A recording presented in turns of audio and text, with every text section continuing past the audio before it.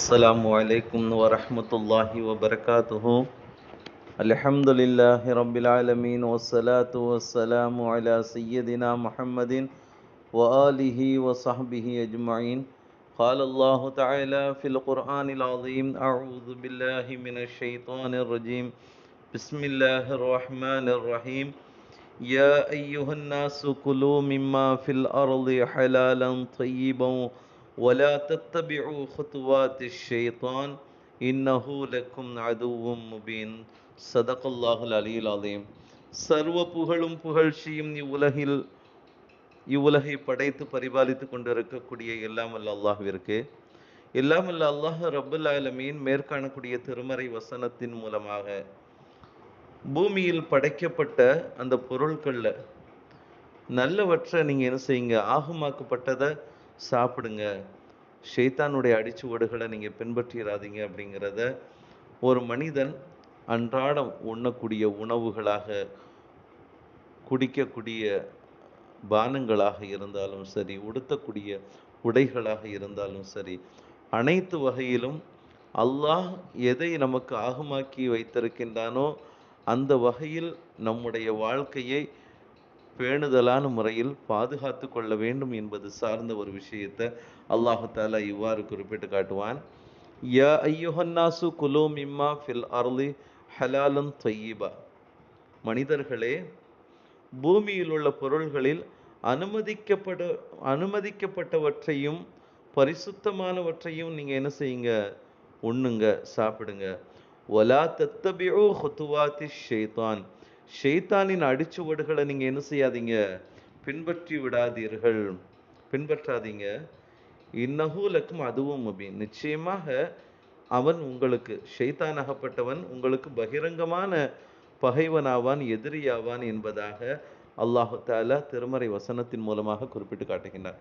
பொதுவாக நாம் உலகில் வாழ்கின்ற பொழுது எல்லா வகையிலும் பேணுதலை கடைபிடிக்க வேண்டும் அப்படிங்கிறது மேற்காணக்கூடிய திருமறை வசனம் நமக்கு அறிவுறுத்தக்கூடியதாகும்.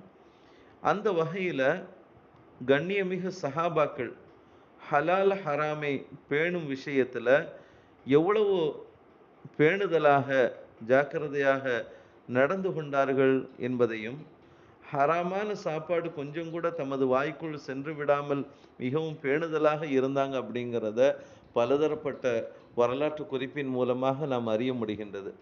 அந்த ஒரு வாழ்க்கை நம்ம இடத்துல வரணும் முதல்ல. அப்படி நம்ம வாழ்ந்தா நம்முடைய வாழ்க்கை எல்லாமே அல்லாஹுக்கு பொருத்தமான வாழ்க்கையாக அமைந்து நாம் செய்யக்கூடிய ஒவ்வொரு அமலும் அல்லாஹ்வினால் ஏற்றுக்கொள்ளப்படக்கூடியதாக இருக்கும் அப்படிங்கிறது தான் நமக்கு பின்னால் வரக்கூடிய ஒரு செய்தி நமக்கு உணர்த்தக்கூடியதாக இருக்கின்றது. ஒரு நாள் ஹசரத் சையதுனா அபூபக்கர் சித்திக் ரலியல்லாஹு தஆலா அன்ஹு அவர்களுடைய வேலைக்காரர் என்ன செஞ்சாரு, கொஞ்சம் பால் கொண்டு வந்து கொடுத்தார். அபூபக்கர் சித்திக் ரலியல்லாஹு தஆலா அவங்களும் என்ன செஞ்சாங்க, அதை குடிச்சிட்டாங்க. குடிச்சு முடிச்சதற்கு பிறகு அபூபக்கர் சித்திக் ரலியல்லாஹு தஆலா அவர்களுக்கு ஒரு சந்தேகம் ஏற்பட்டுச்சு.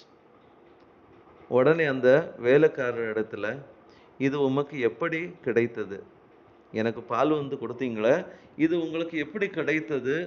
எந்த வருமானத்தில் இந்த பாலை வாங்கி வந்தாய் என்று என்ன செஞ்சாங்க, அந்த வேலைக்காரர் இடத்துல கேட்ட பொழுது அதற்கு அந்த வேலைக்காரர் சொன்னாரு, சிலருக்கு நான் என்ன செய்வேன், ஜோசியம் பார்ப்பேன்.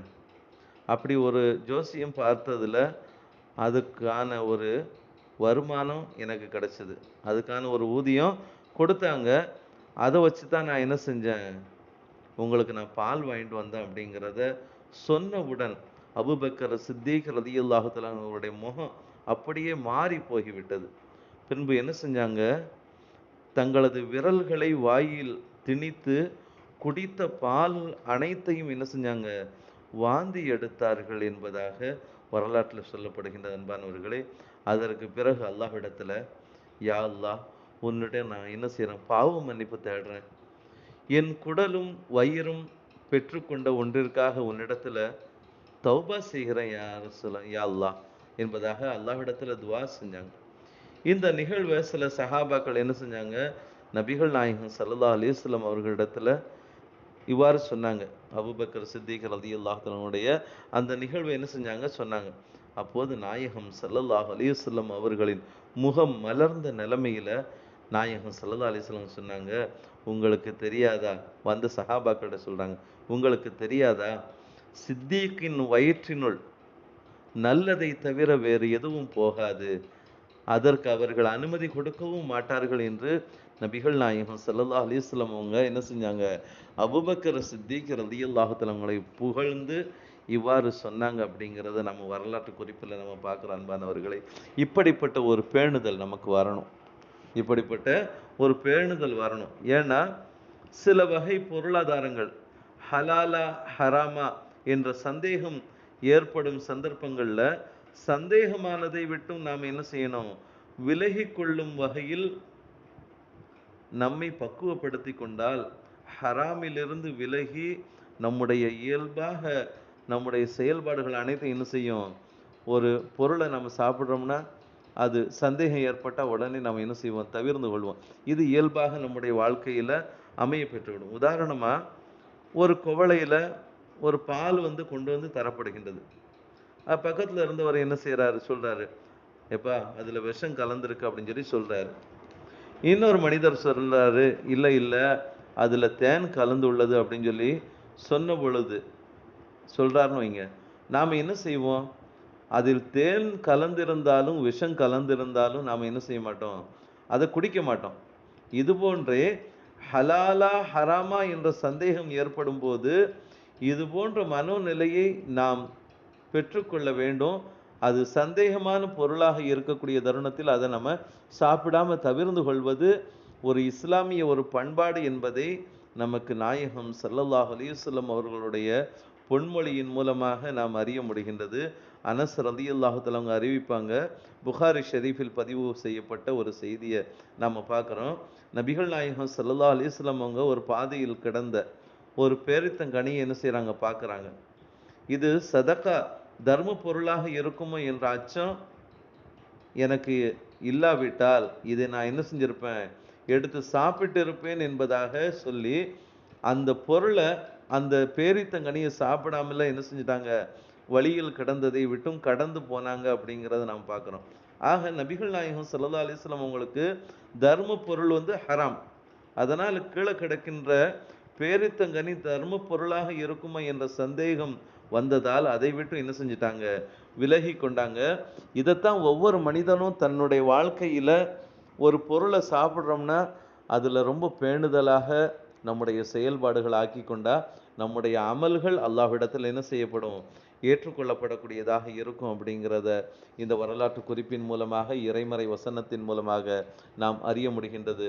அத்தகைய பக்குவம் பெற்ற மனிதர்களாக அல்லாஹு தாலா நம்மை ஆக்கி வாழ்வில் ஹலால் ஹராம் பேணி பாதுகாத்து வாழக்கூடிய சிறந்த நல்லடியார்களாக அதன் மூலமாக சுவனத்தை அடையக்கூடிய பாக்கியத்தையும் நம்முடைய அமல்கள் ஏற்றுக்கொள்ளப்பட்டதாக அமைவதற்கும் அல்லாஹ் கிருபை செய்வானாக.